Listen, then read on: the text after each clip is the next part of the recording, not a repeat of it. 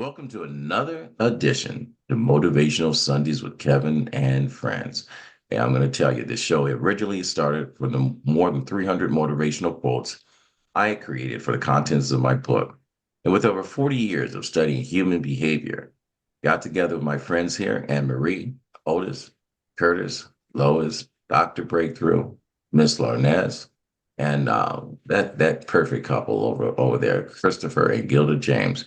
We were always curious that and wondered how the same quote landed from one person to another. Were they just words that laid there on the page, or were there a conversation to be had?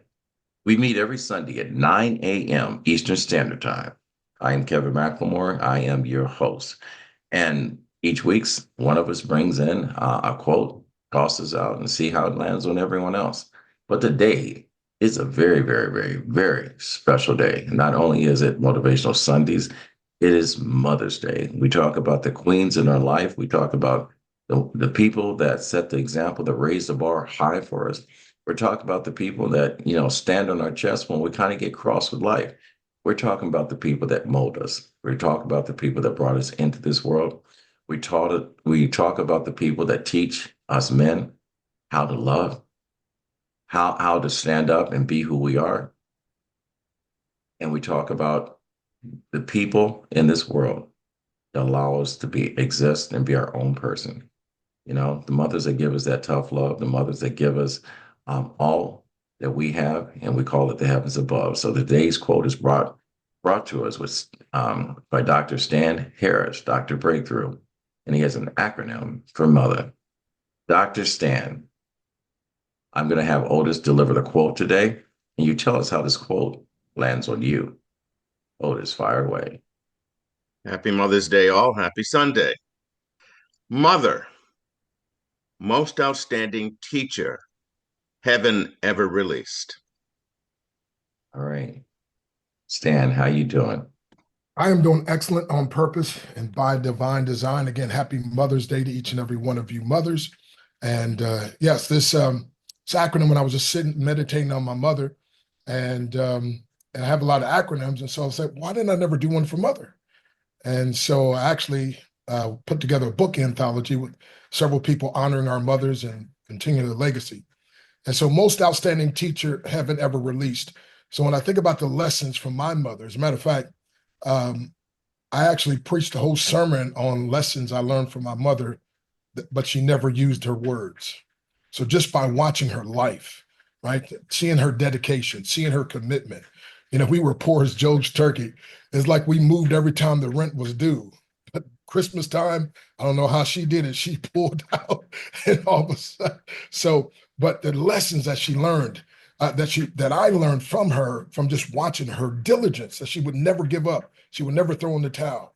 And raising 5 boys by herself. I mean, she could have easily taken, government assistance, but she decided she was going to work 2 jobs.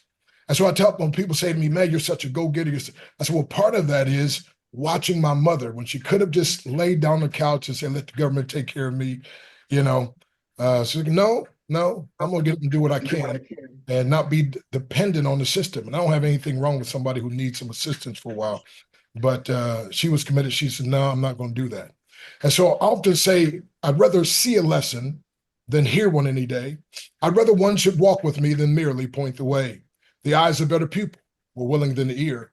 Find counsels confusing, but examples always clear. And the best of all, the teachers are the ones who live their creeds. For the seed of good in action is what everybody needs. For I may misunderstand you, and the good advice you give, there's no misunderstanding how you act and how you live. And I saw my mother. I saw people do my mother wrong. And I saw her like the next day or whatever. It was like nothing ever happened. And I was like, what in the world? But she refused not to allow bitterness to take her down. She refused not to hold a grudge. Now, obviously, she had wisdom dealing with those people, what I'm saying. But her outlook on life, and as a matter of fact, I stand here today and I say I'm 100% confident that I am here and I'm alive because of the prayers of my mother and my grandmother. And how many times they saved my life, more times than I can even imagine. Scripture says, effectual, fervent prayer of a righteous man, that word man is mankind, availeth much. And so until I saw my wife, my first child was born, I was like, whoa. I called my mom and said, wait a minute, Mom, you went through that for me? I mean, I always appreciated you, but I was like, wow, it just hit me extra. And so I want to close with this. I don't want to keep you out too long, but there's so many lessons I learned from my mother. And again, most outstanding teacher heaven ever released. She passed away early, 49. They never found a thing wrong with her. As a matter of fact, I was in Indiana. It was 2 months prior, Kevin. It was amazing. I called my mom and said, Mom, I don't have, back then we didn't have cell phones. We weren't taking pictures. I said, Mom, I don't hardly have any pictures of you. I said, no. So Joshua and Christina and I think Josiah was like a year at the time. And Justin and the rest wasn't even thought of. But anyway, and so I said, I need a picture. I need a updated picture. And she went out and she took a picture. And this is the picture she got. And it All looks like right. she's looking into heaven. And two Well, months later, I got a phone call, said, hey, that was my aunt. She said, your mom fell and slipped at work. I said, well, is it bad?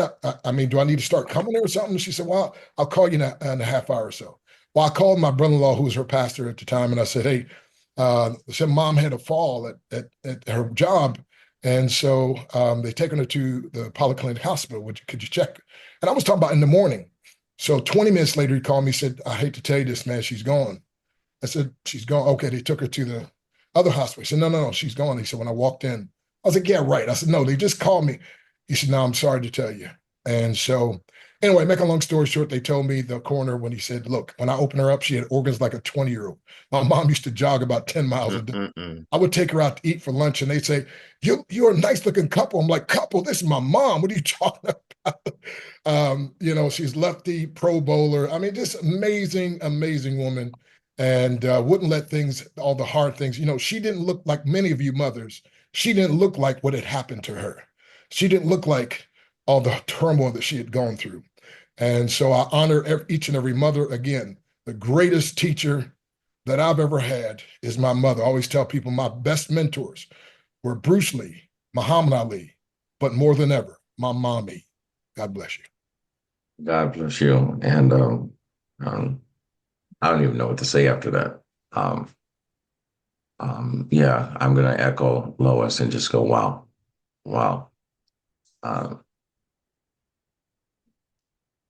ladies and gentlemen, it's very, very few times you will ever find me speechless. And this today is one of those times. Um, um, anyway, I'm going to toss this over. I'm going to do something a little different. Normally, I go male, female, or female, male, female, male, because we have so many dynamic mothers on here. And not only are they pouring into their own children, they have poured into the men on this platform. So I'm going to let the men go first and close out the show, the mothers that we're honoring today. So, Curtis, uh, Kurt Battles, CB, how you doing? This is another brother that could, he can change the whole dictionary when he starts to talk about, the love of life, the love of people, and how he pours in. But I'm going to tell you, this is going to be a story that will never end when he starts to talk about mommy. I, Curtis, how's this quote land on you? The So acronym. happy Sunday to all. Happy Mother's Day to all those amazing women who are here in front of us and are distance away. Either they've gone on to their final resting place or they're just at a different place in the world. And we're trying to figure out our best way to connect with them on this special day. So I'm going to just try to follow Dr. Breakthrough with a story about my mom. So she was with us for 90 years. And one of as she got older in her journey, she developed a form of cancer that shows up in non-smokers. And so she was on on a drug that was oral that helped fight that. But as we got closer to the end, my sister and I are the only two. And in our family, she was an only child. My maternal grandmother was an only child, and my maternal great grandmother was an only child, which is very unusual in our African American families. And there were two things that she wanted to do. She wanted to make sure that she saw her granddaughter graduate from college, and she was able to do that even though she couldn't come down for it. She was able to see it online and be proud of her because she sat in the front row. And so she could see her the whole time and go across the stage and all. And then the other thing we did is we threw her a 90th birthday party. And the most amazing part about that was there were folks from all over her life that came back for that. We probably had 40 people or so that were in the room, and she just had and said, "This is the best day of my life." We had family members come. We had people she worked with when she was out at the university in Stanford and in Illinois and all those things. And I was able to just sit back and sort of absorb all the things that I knew about her and all the lessons she had taught me and my sister, but at the same time, seeing a whole different view of that. And then when we put together, we did a memorial service for her. And part of that was we found all this trove of pictures. It went all the way back to when she was in high school, and then she went to different conferences, and she was ran the local YWCA as the president of that and started a daycare. So you got a sense of how much she poured into the community and how much of a difference she made, not just to the two of us and our family, but everything along the way. Some of this was like, wow, I had no idea that mom had done that. So it's sad in a way that it's this day and she's not here, but at the same time, I know she's in a better place and that her legacy lives on in my daughter. And I can see clearly those kinds of lessons that have passed to me and that my wife and I have passed on to our one and only. So that is how this quote landed on me. And I hope that you all have an amazing, amazing day. And to our listeners, I'm going to ask Otis to deliver the quote one more time. My suggestion to you is that no matter how close you are to your mom, no matter how much distance um, you have between you and your mom, no matter what the rift has been between with you and your mother, be it male or female, the time today is one of those times that you need to bury the hatchet, close the distance, put your arms around someone that held you so close and gave you the life that you have. Today is the time just to, without justifying, without explaining, without defending, without accusing, put your arms around the first woman that taught you how to love your mother. So, Otis, if you don't mind, before I go to Christopher, um, to give us the quote for our listeners again. Mother, most outstanding teacher heaven ever released. Christopher, how does that quote, the acronym that Stan so gracefully created, that man can turn a stop sign into an acronym? Don't get him started, Kevin, because he'll give us that one. I'll never recognize another stop sign again. Grand Rising, everyone, and happy Mother's Day. I love the fact that Kevin decided to allow the men in the group to reflect on the teachings of their mothers. And I want to say right off the bat, I think my mother and Kevin's mother and Dr. Breakthrough's mother and Curtis's and Otis's mother all sat in the same classroom and became the mothers that they are. And that classroom was the third pew on the right side of the local church, third pew right side. But there's a beauty that happens when a mother realizes that, okay, this is the lot that I've been given in life. This is my mission. This is what I have to do.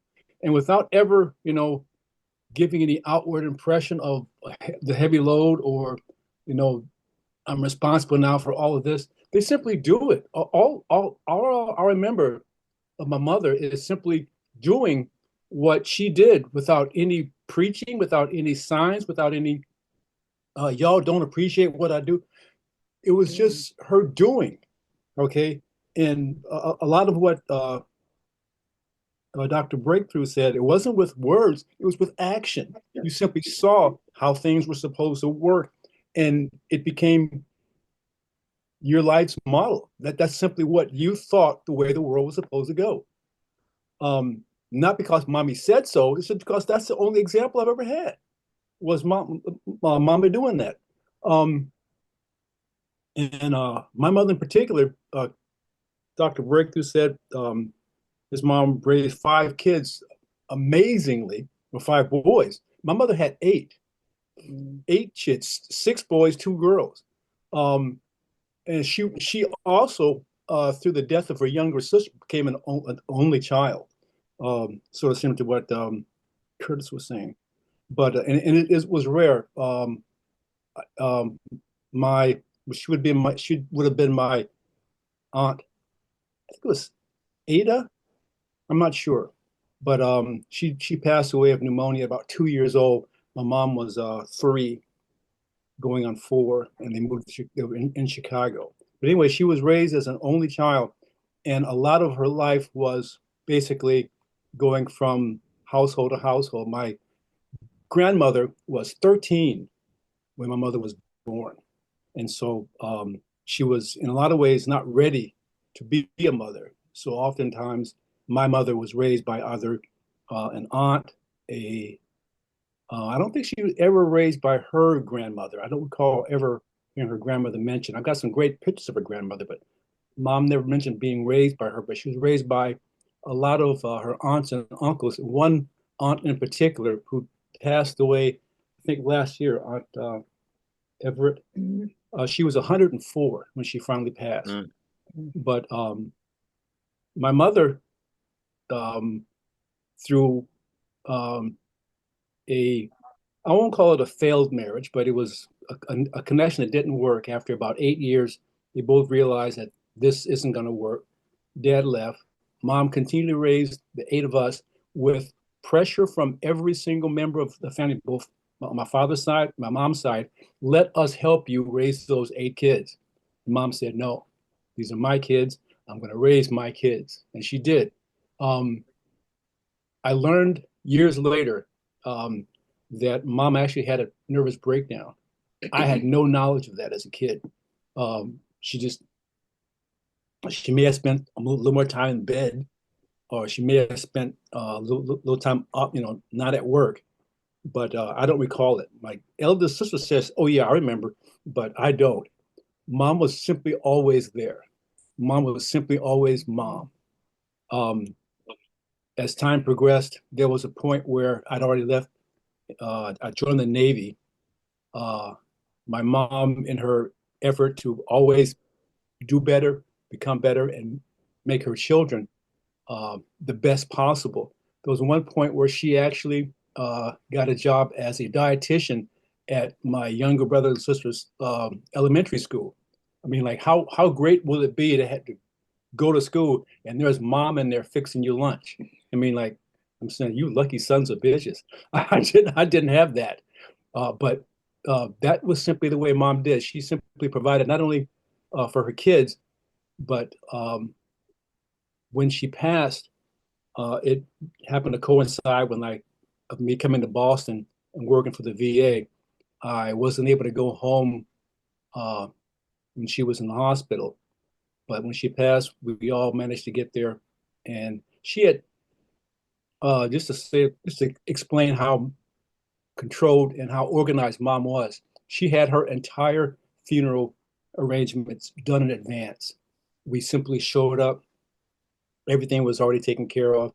And to my surprise, there was quite the large receiving chapel for my mom's funeral. It was filled to capacity. I mean, like she had 8 kids, of course. She had married later on into another family of about maybe 10 kids.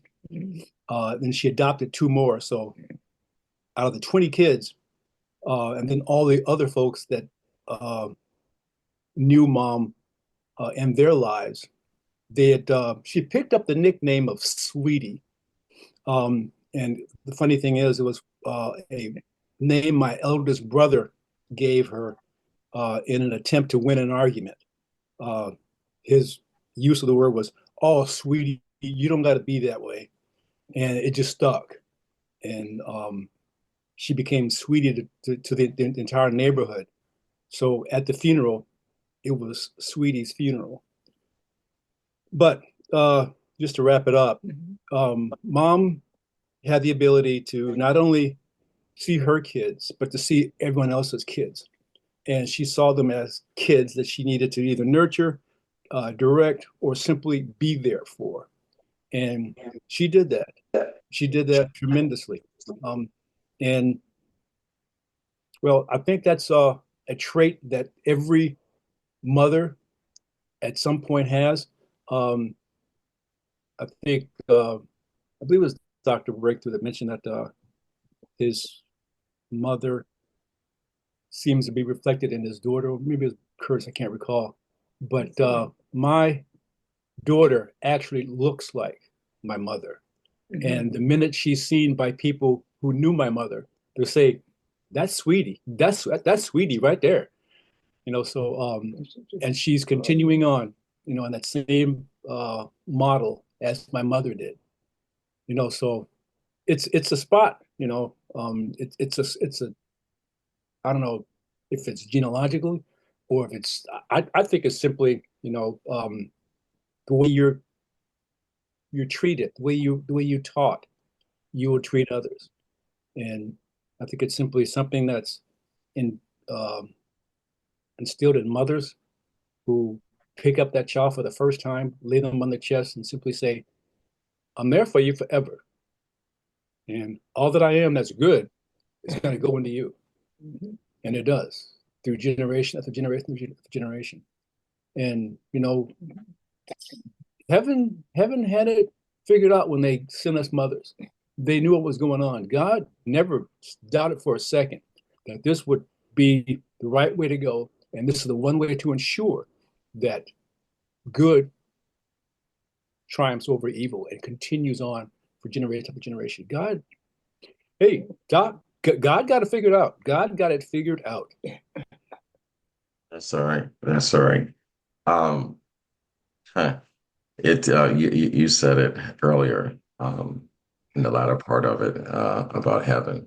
And I was just thinking that, my mother's coming down the home stretch. And the first thing when you said heaven, I talked about, one thing about mothers, I don't know how many of you guys had experienced this, but I'm pretty sure I speak for all of us. Used to dress us up on Sunday morning. We got on our Sunday best, everyone. You saw all the neighbors, the doors open. We got into our cars, and some of us had Cadillacs, some of us had Chevys, and some of the neighbors had little hoopies, but we all ended up at church. And we got there. Mothers were the first person that says, "Let me hand you over to a teacher that's greater than all of us, that taught us." And I think that's one of the things we're missing with young mothers, is that we have disconnected the responsibility of passing on faith to our children, and we leave our kids up to fate. And I know today I'm going to go to hell for saying this, because I love my mom and she's still with us, but heaven's got to wait. So that's probably going to end up in a song someplace I write somewhere down the line. And I know the mothers that are on this platform right now are chomping at the bits in order to give their share. But I want to show the women on our show just how dynamic they are as queens. When they hear the kings take a back step to the queens that are really the kings. And you guys are the reason why we are emotional human beings. You don't hear many men speak the way that brothers on this platform are speaking. So I want you guys to take this in. Even though we're talking about our mothers, we're also talking to you, each and every last one of you. Lois, Denise, Danielle, Danny to be, Anne Marie, um, and Larnez and Gilda. So we normally close with Otis. We're not going to close with Otis, given his share, but we're going to go ahead and then we're going to turn it over to the ladies. Otis, how does this quote land on you? I thought of another acronym that I put in there together, and it's my only thoughtful, humorous, entertaining relative. I only have one mother. Thoughtful, someone who's caring, watches over you. Humorous, we played together, we played Scrabble, we did things together. Entertaining, she liked to scare me, I liked to scare her. We did great things. And relative, the only relative I have, someone that relates to me and someone I could learn from. And that's how it landed on me. All right. All right. The battle of the acronyms. You know, I thought about this when Christopher was saying it. I said, and now I know where the original quote came from. Long story short, um, he's a long story. Gilda is the short version of it. All right. That's all right. But we're going to turn this over and we're going to listen to the ladies, the queens on the show speak.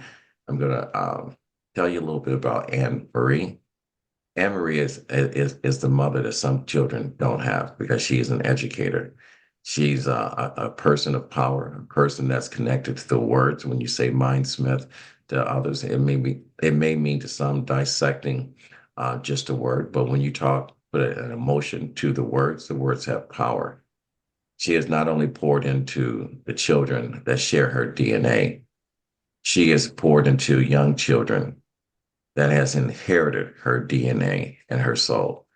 And without asking for anything back, she keeps giving back, just like every single female on this platform. So, Anne Marie, listening to all of this, and today being Mother's Day, and I'm going to repeat this again to each of the queens that are on here. Happy Mother's Day. Happy Mother's Day. 368 days a year. We're adding some days in here because that's how great you guys are.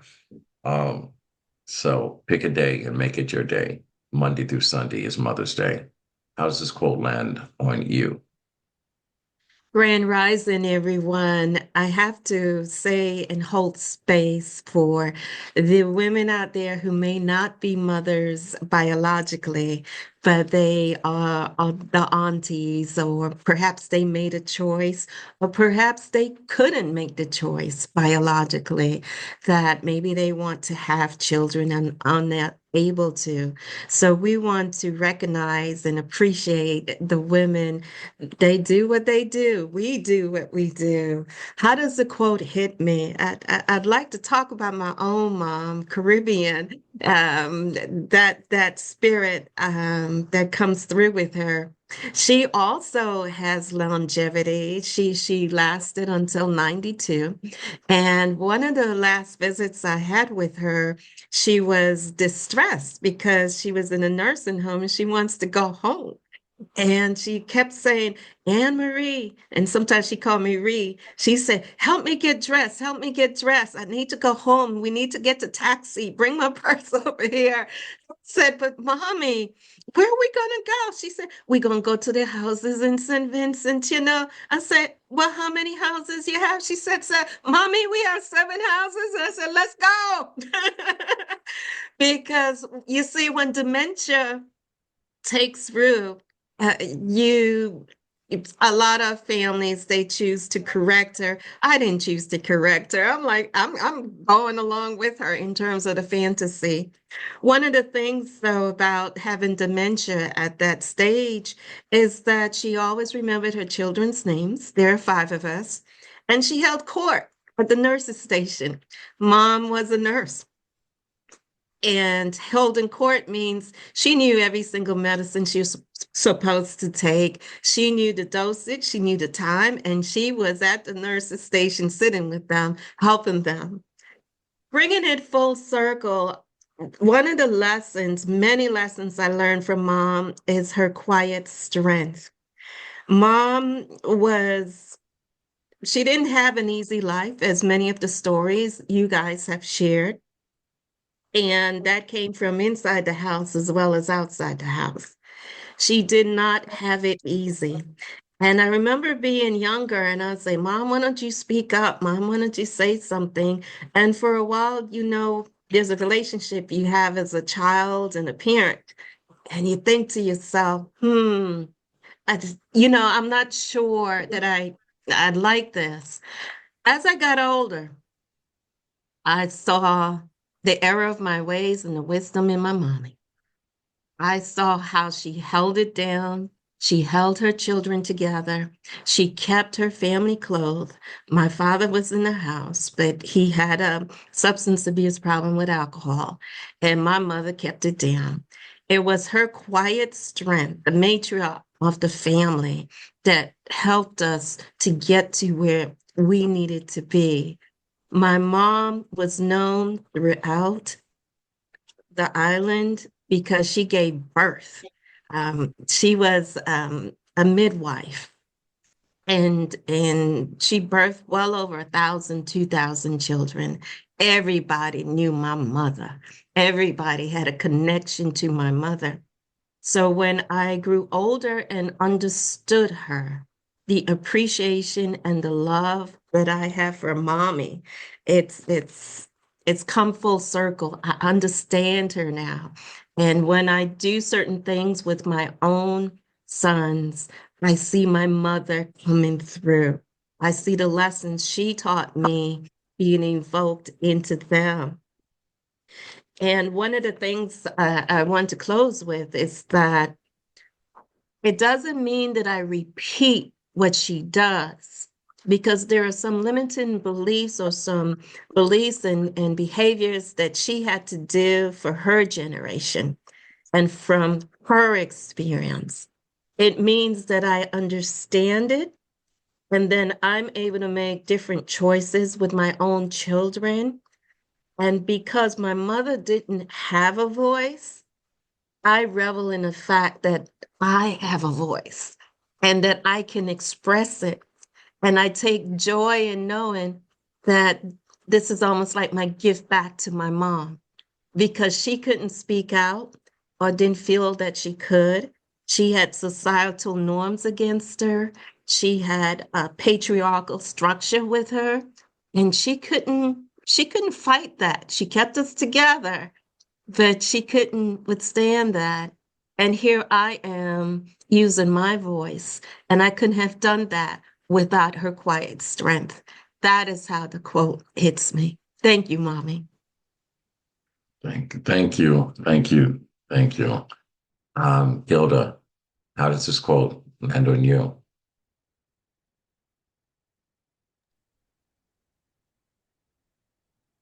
Grand Rising, everyone, and happy Mother's Day. I'm just going to give this back to Dr. Breakthrough. Women with motherly quality. That's how that felt on me. Women with mother qualities. And Yes. Lois, without interruption, I'm going to drop it off to you. Wow, happy Sunday, guys. Happy Mother's Day. What a breakthrough. Why are you laughing? So, such a variation of stories, of motherly stories. So, I'm just going to do moment of silence for all the mothers that's not here with us today.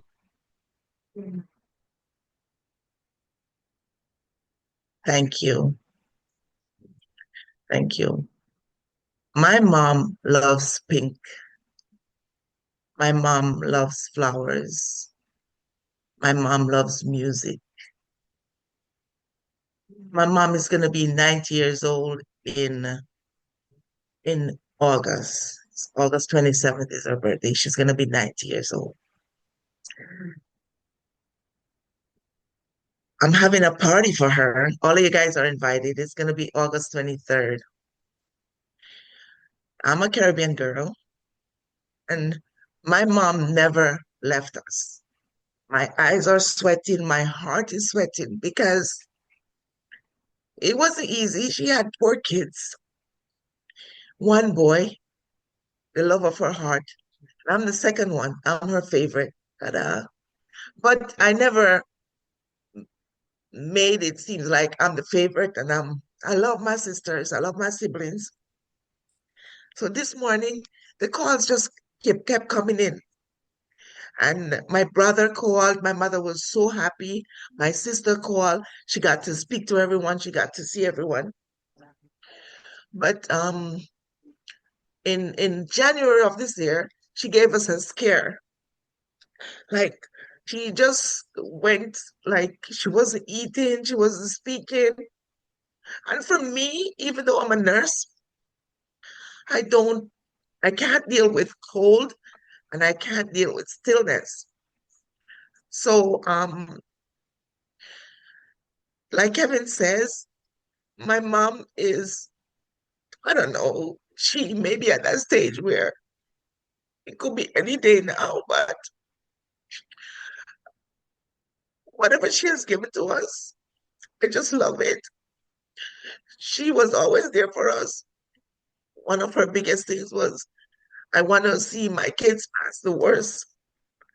I think we've passed the worst. I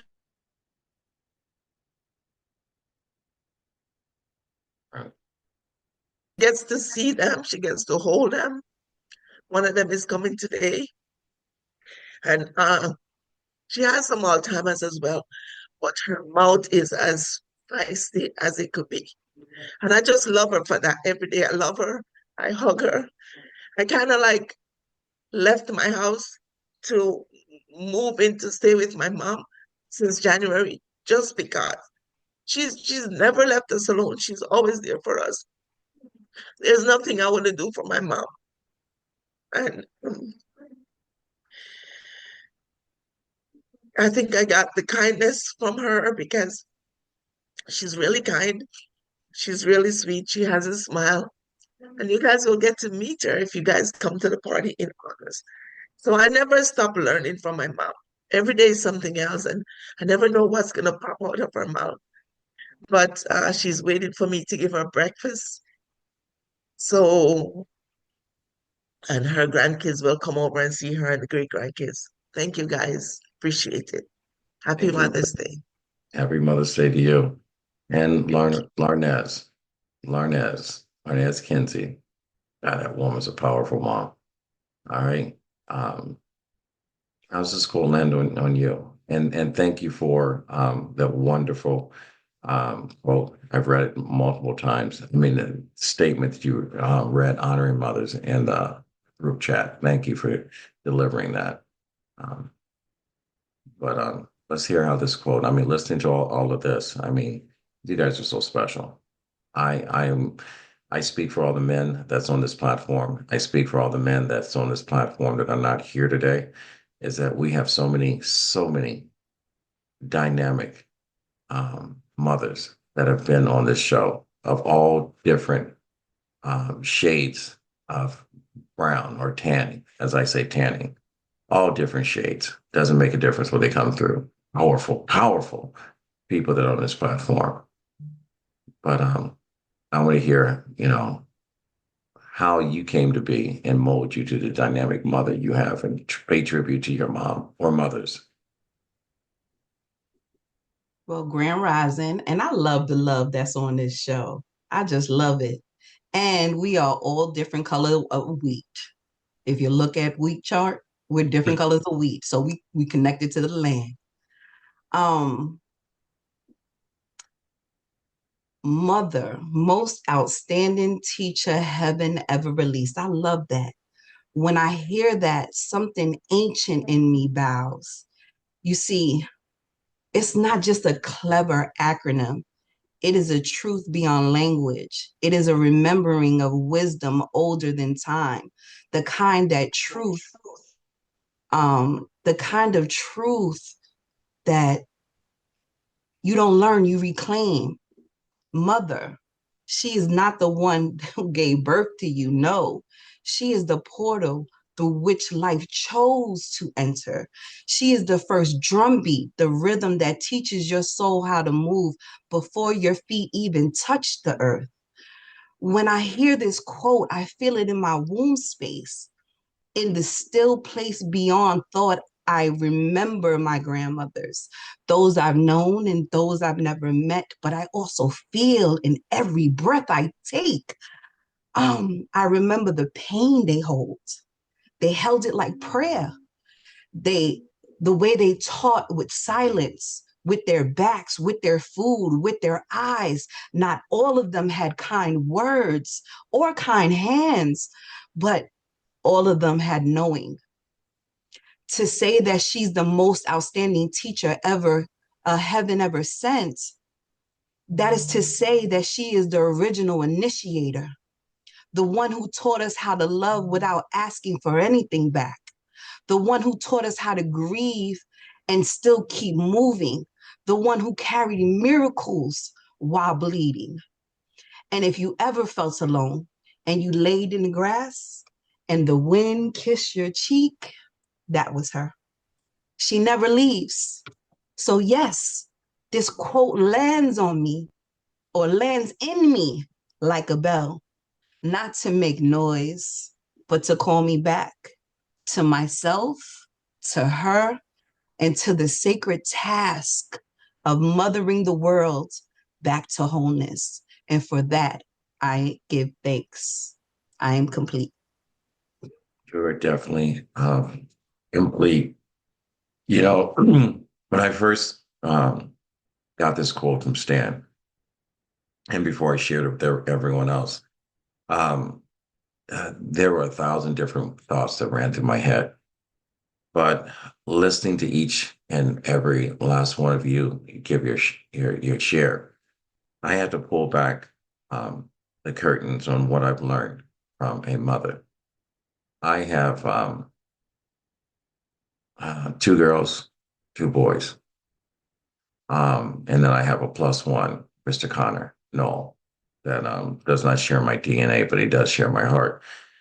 I remember the first conversation of saying that I was going to be a father.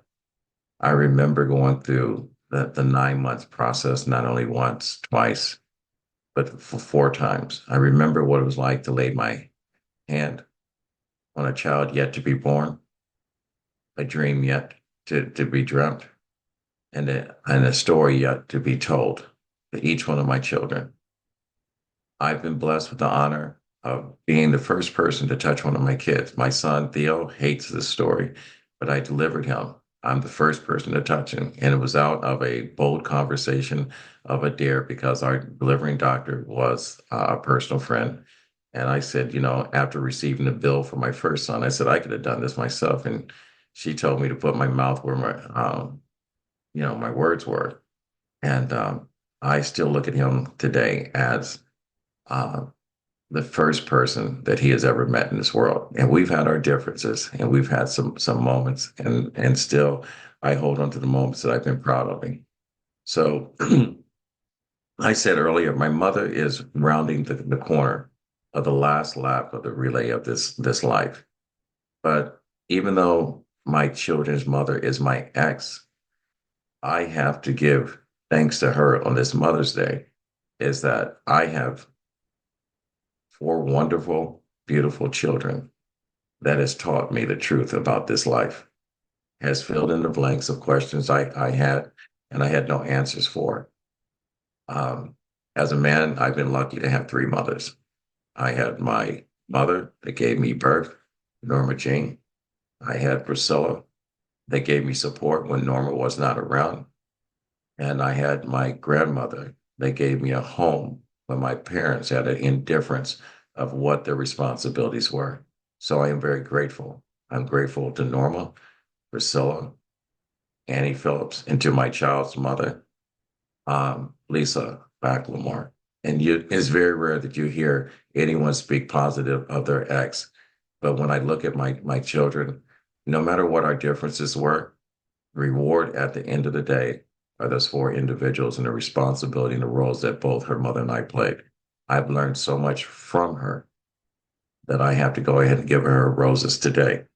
So,